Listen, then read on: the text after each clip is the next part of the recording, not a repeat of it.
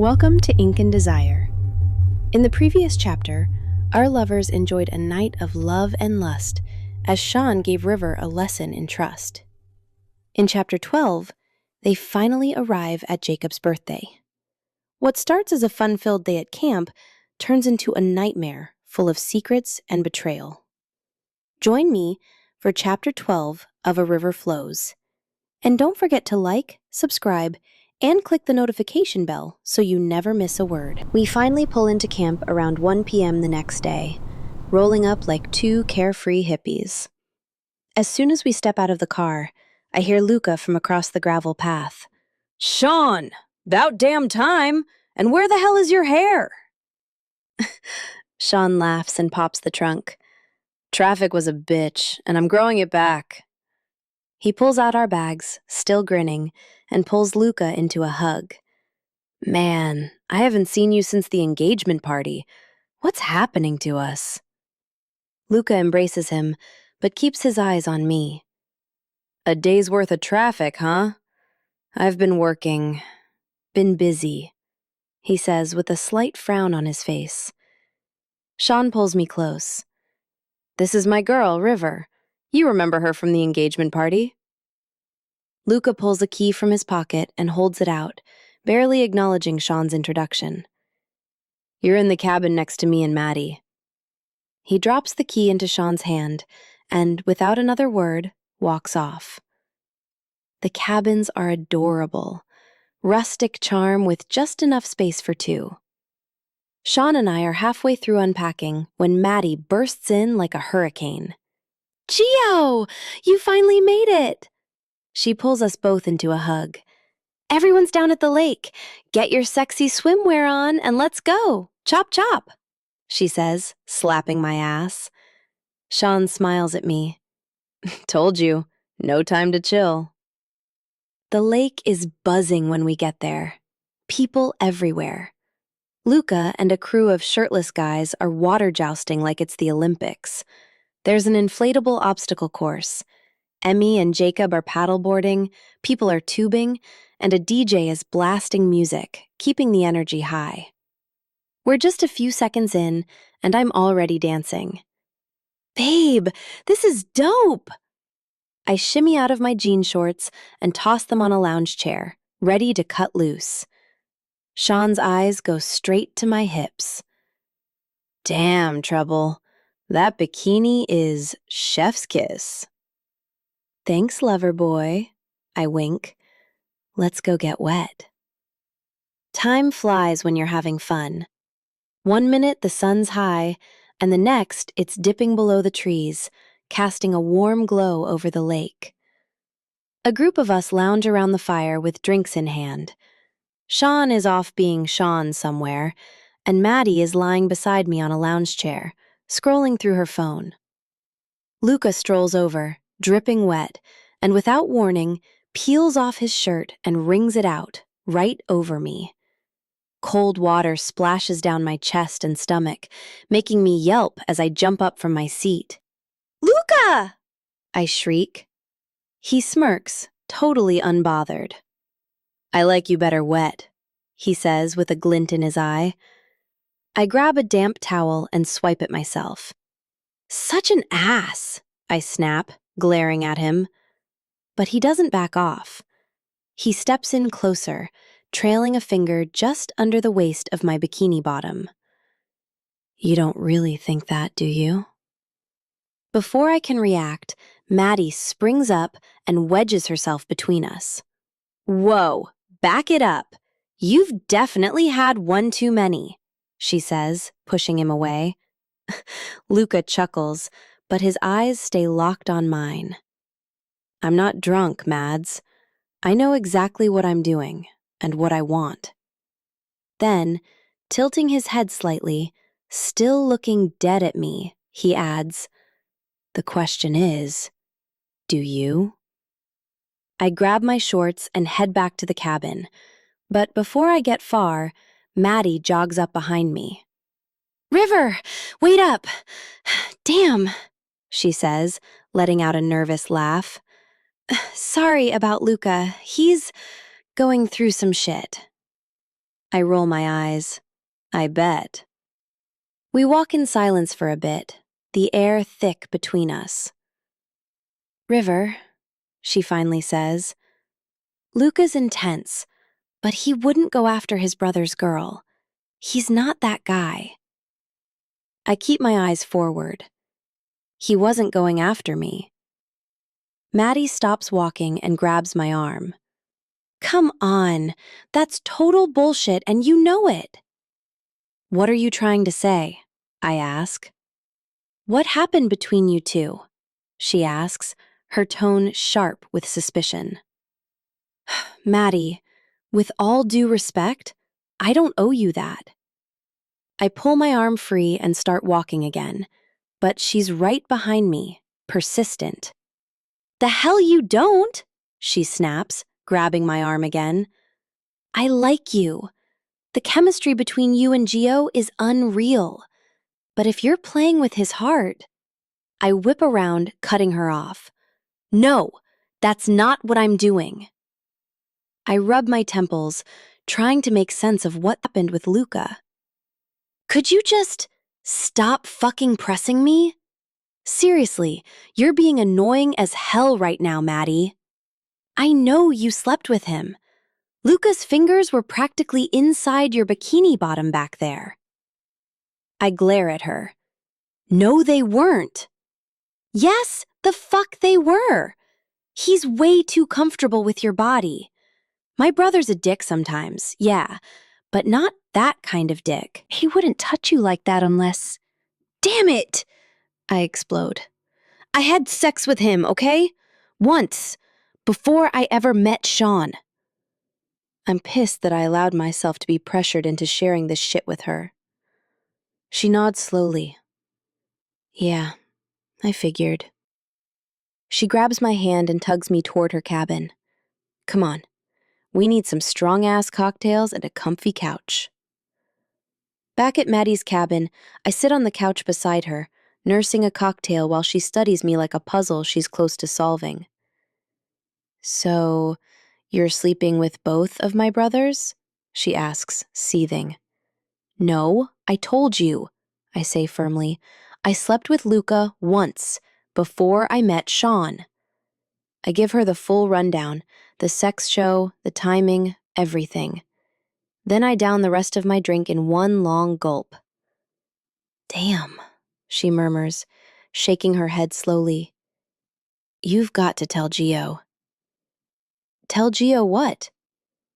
The voice startles the shit out of me. I spin around to see Sean standing there. In the thick silence that follows, Maddie blurts, She slept with Luca before she met you. My head snaps toward her. What the fuck, Maddie?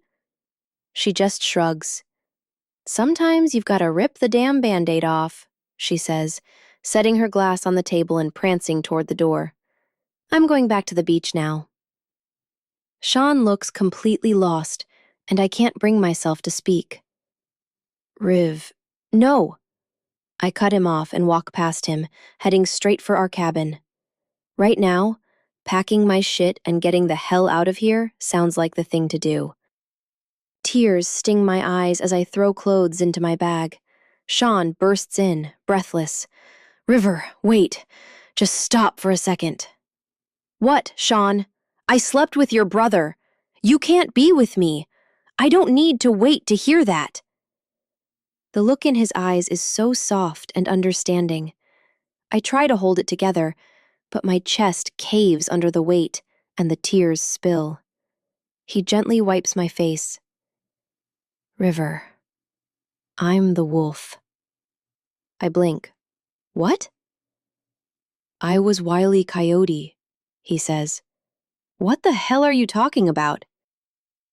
I was there, that night. I saw you with Luca. My stomach flips. What? He holds up his hands like he knows how bad this sounds. I didn't stay. I left the second you chose him. Now I'm pacing, trying to put everything together. My thoughts are full of confusion and anger. So what? This whole time has been some kind of twisted setup? No. Luca doesn't know I was there. I narrow my eyes. But you knew, and you still came after me? He sits on the bed, rubbing his forehead. River, I prayed that I'd see you again. Then you walked into Jacob's engagement party, and it was like fate slapping me in the face. I think back to the moment I met him, and the way he instantly made an impression. For a second, the memory almost pulls a smile from my lips. But then it hits me. So that's who you are? Some guy who has sex with strangers at live porn shows? He springs up from the bed. What? I have never had sex with a stranger at those shows, but you have. I get in his face. Fuck you, Sean. You don't get to judge me. He immediately returns my energy. You don't get to judge me. How the hell does that work? I shove him hard and storm out the door, straight into Luca. He stands there, silent beneath that stupid-ass trucker hat. You're ruining my life! I raise my hand to hit him, but he catches it. We're not doing that, he says calmly. I snatch my arm from his grip. I hate that I ever met you. It's him, Luca, I cry, pointing back at the cabin. Sean is my person, not you. I don't want you. Luca's expression hardens, and his fists clench at his sides. For a second, I thought he was going to hit me. Ask your person about Allison, he says, and walks away. So I do just that, storming back into the cabin. I confront Sean. Who the fuck is Allison? He freezes. Oh my. He scrubs a hand down his face. Allison has nothing to do with you. Who is she? I demand, my anger spilling over. He steps toward me, but I back away, knowing if he gets too close for too long, I'll end up back in his arms. He finally answers. She's Luca's ex. Then why did he tell me to ask you about her? He turns away from me. Because he's being a dick. I don't have time for this bullshit, Sean. Whatever toxic thing you and Luca have going on, I don't want to be part of it. I grab my bag and head for the door, trying to blink away the tears. But the second I step outside, Luca is sitting on the porch, waiting. Just dying to see it all fall apart, huh? I cry. Well, you win. Behind me, Sean steps out and stops cold when he sees his brother. Luca doesn't even react. He's calm, staring out into the trees. Did you tell her what you did? For fuck's sake, I'm done. I start down the steps, but Luca's voice cuts through the air like a blade. He fucked her. Now he has my attention. He fucked my girlfriend every time I left town. Every night I called her, he was there. He watched me fall for her, watched me kiss her, hold her, knowing. That has nothing to do with River, Sean snaps, and I didn't fuck her. Luca's up in his face in seconds. Oh, that's right. She was only sucking your dick. I keep forgetting. Then he turns to me. You should know who he really is. He's the other reason I'm single. He's also dishonest, disloyal, and untrustworthy. Sean doesn't fight back. He just stands there, his shoulders sinking and his eyes completely devoid of hope. And I know this is goodbye for us. I look at both of them, the two men who've pulled me into a storm of emotion. Then my eyes land on Sean, the guy who forced his way into my heart, the guy I would have happily spent the rest of my life with a day ago. Now, none of it matters. I drag my luggage up to the main cabin, call an Uber, and sit in a chair on the porch. I'm trying to breathe through the knot in my throat when I hear footsteps, soft and hesitant. It's Sean. He sits on the steps, close, but not too close. I can't even look at him. So I sit there, jaw clenched, blinking fast, forcing back the tears that keep threatening to spill. Then, he speaks so softly he's almost whispering. "River, I'm sorry." "Please, go," I reply, barely holding myself together. He doesn't. Of course he doesn't. He stays in that silence with me, and I hate how part of me still wants to go to him, be with him. When the Uber pulls up, he stands. Without a word, he takes my bag and loads it into the trunk. I finally glance at him, just for a second, and I see the tears in his eyes. It hurts too much to bear. I climb into the car and shut the door before I lose whatever strength I have left.